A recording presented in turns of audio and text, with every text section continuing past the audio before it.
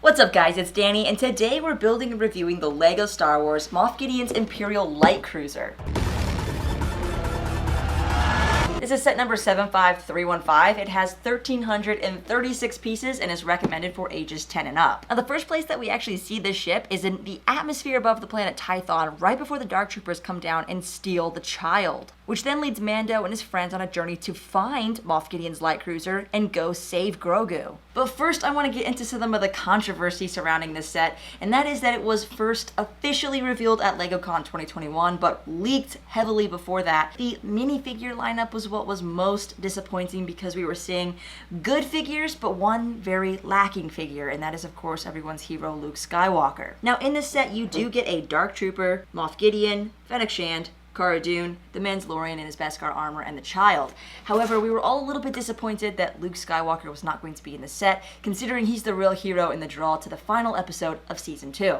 But, given recent events from the Disney Plus gallery behind the scenes, it was revealed that this entire Luke Skywalker appearance was kept such a secret. The cast didn't know, the film crew didn't know, none of the millions of people working on this project had any idea. In fact, Luke Skywalker's name was never even mentioned. They swapped in Plo Koon and actually did concept art of Plo Koon's head on basically Luke Skywalker's body, slicing through in that final hallway scene. So that really clarified things for me and made me enjoy the minifigure selection that we did get in this set a whole lot more. I also think that it's very convenient that LEGO released a 2021 Imperial shuttle that has the Return of the Jedi Luke Skywalker minifigure, so even though we don't get him in this set, we did technically get a very similar Luke Skywalker minifigure for this year. So now that that's out of the way, don't forget to like this video and subscribe if you haven't for lots more Star Wars news, build and reviews, and shopping hauls. Let's get into the build. So apparently I deleted the first 5 bags of hyperlapse footage that I had, but I have these photos from Instagram, so here you go.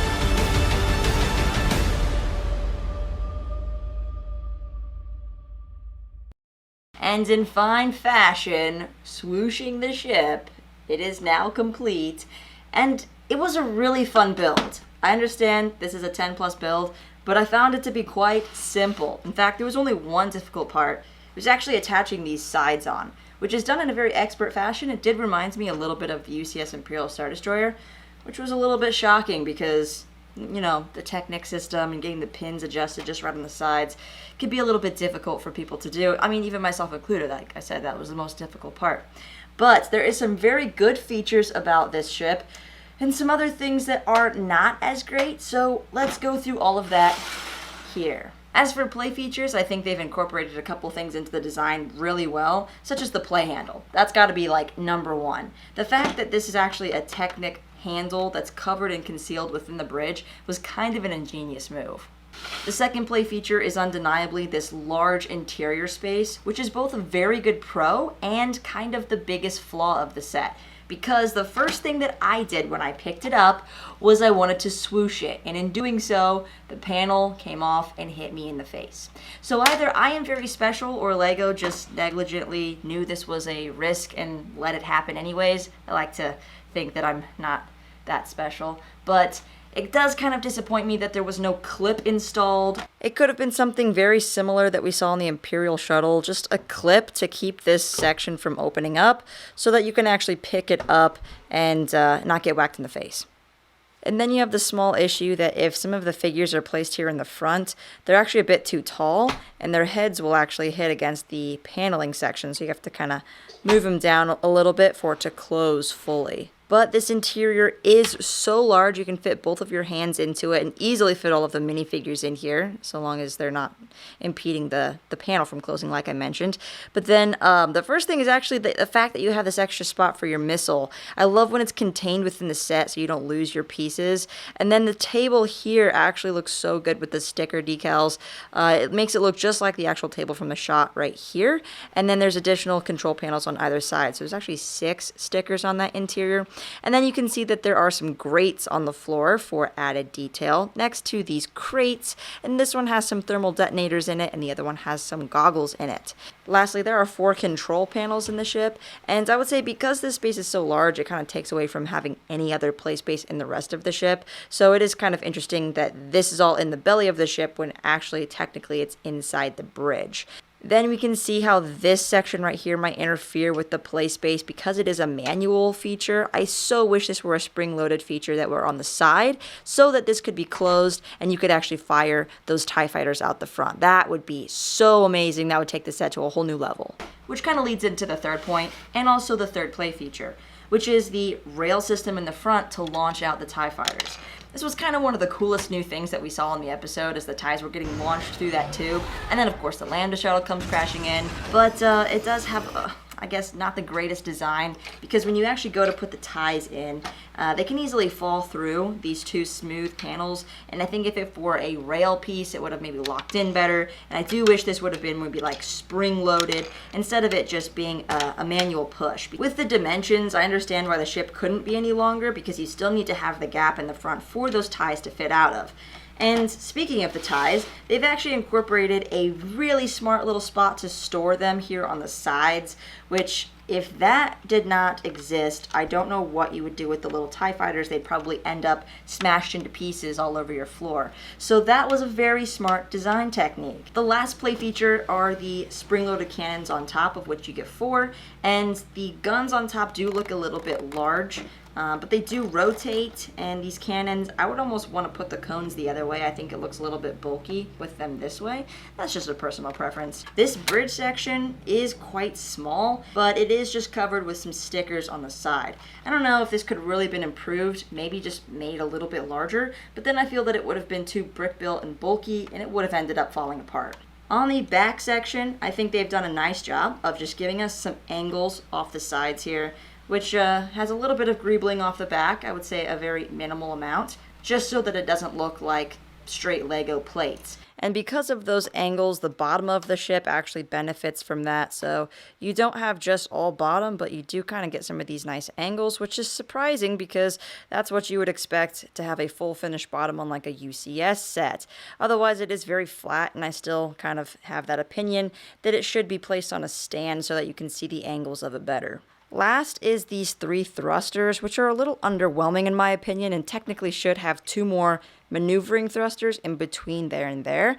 But you do get these nice large pieces that are also incorporated on the Razor Crest engines, so it gives it a nice beefy look, but still I think a little bit more could have been added in the back here to make them look a little smoother, because it is just the back side, and then it is missing those additional thrusters. So on the side we have some better greebling, just a few panels with some side guns. It looks pretty good, but this does match the actual source material pretty well. In this set, you're going to get Moff Gideon, and I would say the figure overall gets like an 8 out of 10 because it's accurate. It looks like him. I think they've chosen the right hairpiece. He's got a good face print. He's got an even scarier face print on the back. But where it really lacks is the fact that it doesn't have, you know, a Darksaber mold. They've been doing this for a long time, and it's definitely time to have the proper Darksaber mold. And then his cape is actually maroon on the inside, black on the outside, and it's one of those softer capes. I like these, but they do tend to kind of fly up in the back, whereas the stiffer ones stay down. Mando here, on the other hand, does have one of those stiffer capes, so it does stay down a lot better. And this is the same Mando Din Djarin in his Beskar armor that we've seen in some of the other sets, like Trouble on Tatooine and the Boba Fett starship. The other big issue with this set is that we saw Din Djarin's face twice, and we still don't have a face print for the Mandalorian here. However, you do get the Beskar spear, which isn't really that special in Lego, but it is for the particular episode that he is in. And just taking a closer look at him, I do like his leg printing. It's different on both legs, and the arm printing just always looks so nice. Next up, we have, I think, my favorite character from this entire set. It's Fennec Shand. And I think the only thing that could have been done to improve this character was to give her a cloth kama for the waist skirt, because it is quite a prominent feature on her character in the show. This is also a new helmet, and then she has kind of an Asian face, kind of smirking on the front and then just kind of happy on the back. However, they have incorporated some really nice arm printing that matches the orange on the legs, and the torso is a bit shiny. And then we have Cara Doon, who is the exact same minifigure that you can get in the AT-ST set that is actually retiring at the end of this year.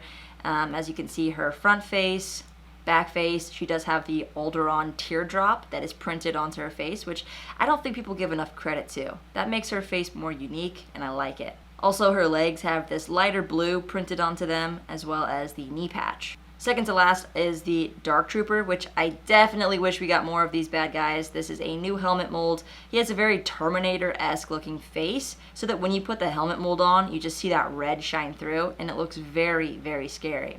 The rest of his torso and leg printing matches. It's not quite shiny, but it is a very light gray. I would say that, yeah, it's kind of shiny. His shoulder piece is, I would say, average. It looks good. It's right. And then his gun is actually in gunmetal gray, which is very appropriate. I do wish we had more of these in the set. And last year, you're going to get Grogu, the child, who is, again, the same figure that you get in the Razor Crest and Trouble on Tatooine. So this set, I would say, maybe gets like a 7.5 out of 10 for me, and that would be because of a couple of things that they could have done differently in the actual ship, and it just, it needs to be like sitting up on something. It doesn't quite look right just sitting flat. The minifigure selection is good considering what information LEGO actually had. I mean, they could have added a face for Din Djarin, they could have added a mold for the Darksaber, and they easily could have added another Dark Trooper, but I get it. For the $160 price point, they actually did really put a lot into this set, and I do like it. I think it's good, and probably the best part of it for me is actually the Fennec Shand minifigure, in addition to just having one of these larger ships. I actually don't have another play-scale Star Destroyer or the First Order Star Destroyer, so it is nice to have one of these on the shelf for me. Now, is the set worth $160? I mean, well, compare it to another set that was at the same price point, like the 40th anniversary Empire Strikes Back AT-AT, right? You're going to get your 5 minifigures, a similar piece count. It's, again, a gray Imperial ship of some sort. And I would say this one almost has more play value with the handle and with the interior space. But, yeah, I mean, it's a little bit different because, obviously, the Walker, it has a better presence. It looks good on the shelf. I mean, just look at that thing. It looks so menacing up there. It's awesome. Compared to this, if you're gonna like have it on your shelf, it doesn't quite have the same presence. But I think for me, it has more of the nostalgia effect, taking me back to that episode. Anyways, guys, let me know in the comments below what you thought of this set. Thanks for watching, and until next time.